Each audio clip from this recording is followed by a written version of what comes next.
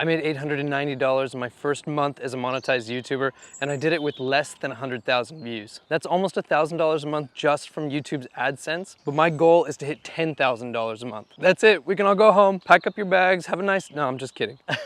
Keep watching this video if you wanna know how you can take even a small YouTube channel like this one and turn it into full-time income if you think about it and treat it like a business. And if you stick around to the end, I'll give you a YouTube hack that I discovered to increase revenue times 10 on one of my existing videos without changing the video or the thumbnail. Hey, my name is Christian, but you can call me Lil.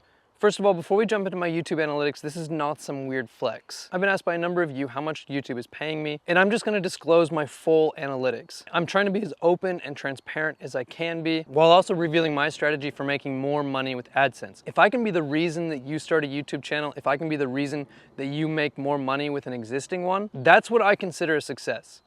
So before I got monetized, I actually had no clue how much creators were making from the ads on their videos. There's really no way to estimate your first YouTube paycheck because until you get monetized, you just don't really know what your CPM or cost per thousand is actually going to be, which of course takes 1,000 subscribers and 4,000 watch hours before you even get monetized. Not an easy feat by any stretch. Check out this older video if you want my strategy for getting monetized fast. But the common number quoted across YouTube is $1 to $3 per thousand views. Turns out if you're a Graham Stephan in the investor or the finance niche, you might be making $60 per thousand views.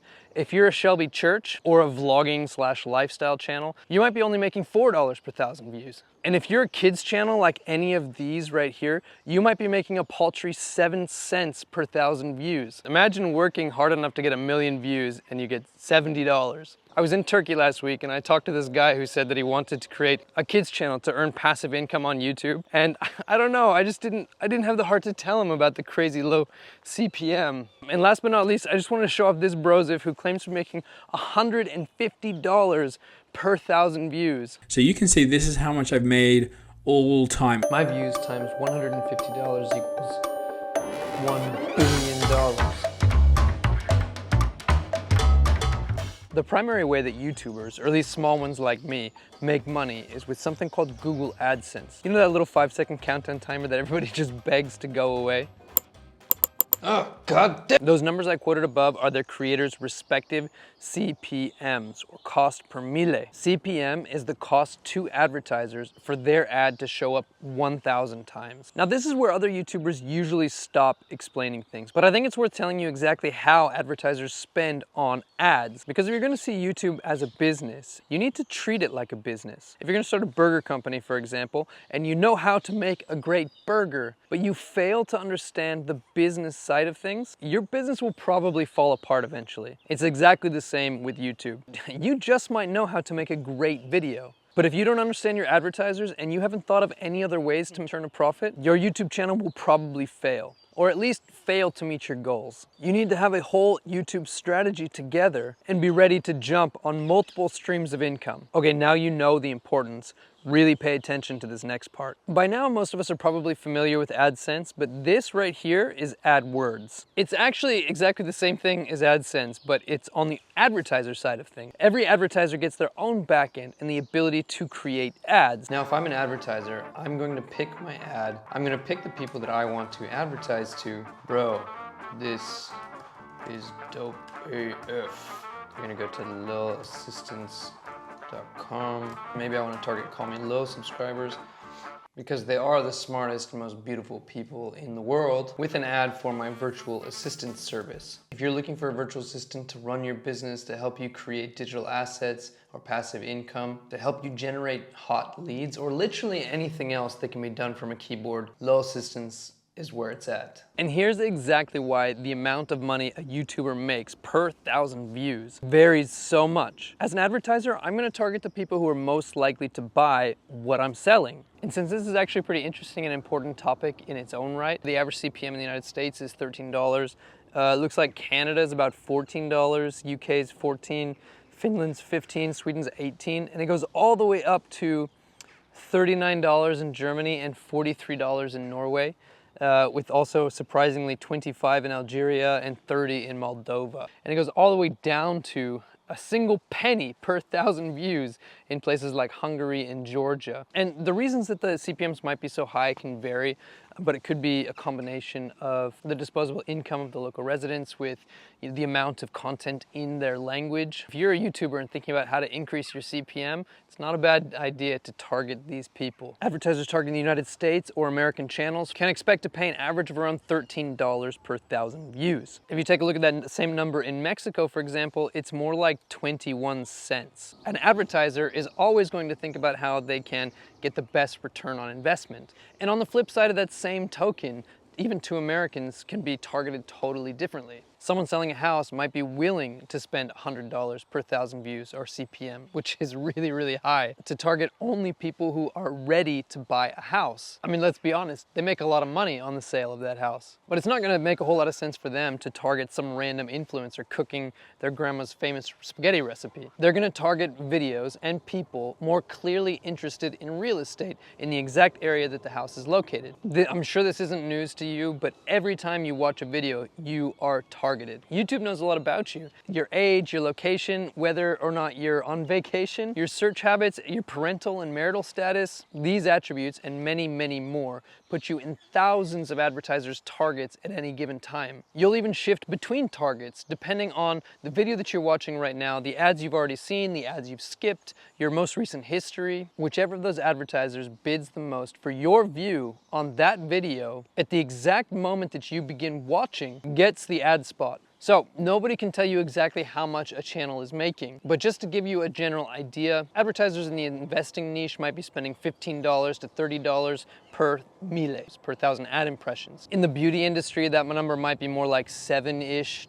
Car channels probably taking in like $5 per 1,000 views. And if you have a business or personal finance channel like this one, apparently it's like $8 or $9, but I think we both know it's more. And this is probably the best spot to dispel a really popular rumor. Many people think that big YouTube channels have a higher CPM, but that simply isn't true. That has a lot more to do with the location of your audience and the subject of your videos than it does with the number of subscribers you have. Don't get me wrong, more subscribers doesn't hurt, but you'll see in just a moment that with only 4,000 subscribers, I have a CPM higher than that of most of the biggest names on YouTube.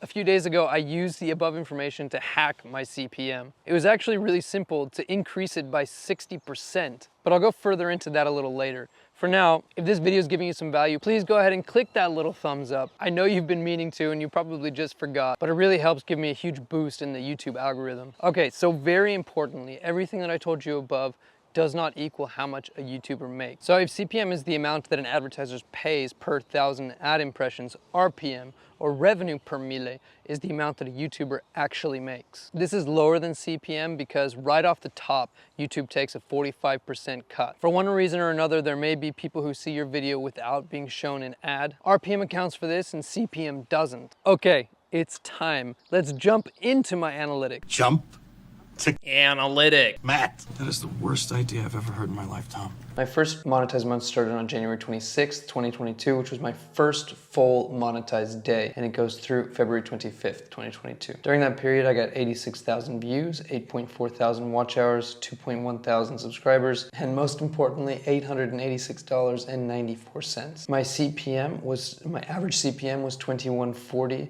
with an average RPM of $10.32. And in case you're wondering, this video, my $12,000 a month video, gained me about $284. Or my other DoorDash one gained me $343. There honestly isn't that much to learn from this data that I haven't already told you, so I'm gonna go ahead and expand it out to present day. And this is where things get really interesting. You'll see that I hit a peak revenue way up here, which was when my most popular video was pretty much peaking, and then revenue continued to decline until February 26th. And February 26th is when I discovered something called mid-roll ads. Mid-roll ads are ads that play in the middle of a video. If my video is longer than 8 minutes long, I get to put them wherever I want. Don't click away yet because I still haven't told you how I multiplied my CPM on one of my videos by 10 just by changing a couple of things about it. If you just saw an ad, it's because I put it there, and I made about a penny. So thank you. To add a mid-roll ad, you just have to go into the monetization section of your video. You click on there and you see this video is like 27 minutes long, so I crammed 5 of them in there. There's one here. On February 26th, I started adding these to my most popular videos. And while YouTube recommends against this practice, I ended up putting these ads right after I said something impactful or important. Logically, for me, I believe that people continue through the ad because they're interested in the video right after I say something impactful or important. YouTube recommends against this practice because they say that it reduces retention.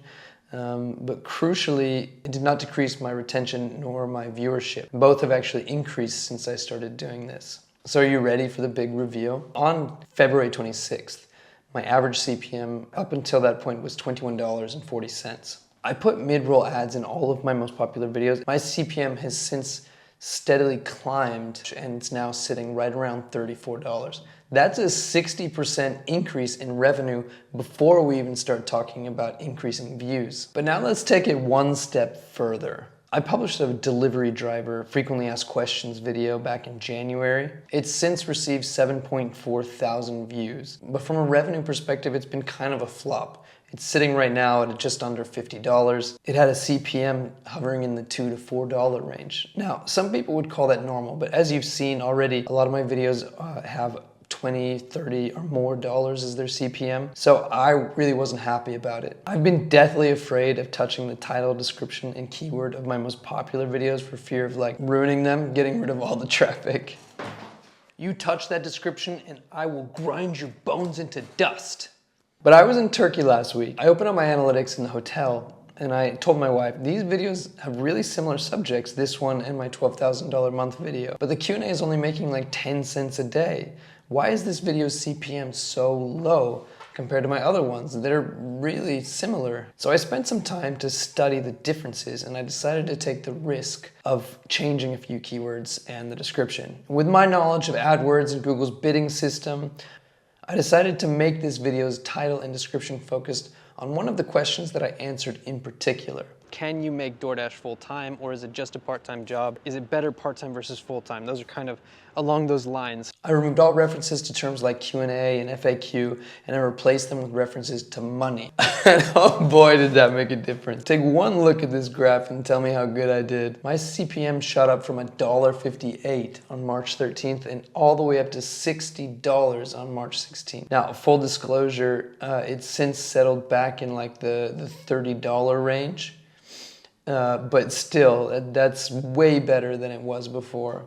Now, the truth is that this video is just as much about money as all of the other questions that I answered. But now Adsense knows that they can show this ad to their most valuable or expensive advertisers. They can show it on behalf of companies that are targeting investors and entrepreneurs, that are targeting people interested in personal finance, etc. But what surprised me the most about this is that I thought YouTube had a good idea of what the video was about without the title, description, and the keywords. I mean, I knew it played some role, but they auto-transcribed this video as well and used that transcription for the same purpose. But the proof is in the pudding. Your keywords, description, and title aren't just important to the searchability of your video, but also massively important to the amount of ad revenue your video can rake in. Now, this is not my most popular video, but the views for it have been extremely consistent, and my 10 cents a day jumped up to around $2 a day. Not life-changing money by any stretch of the imagination, but reasonably steady, reasonably secure views that turn into around $60 a month of entirely passive income.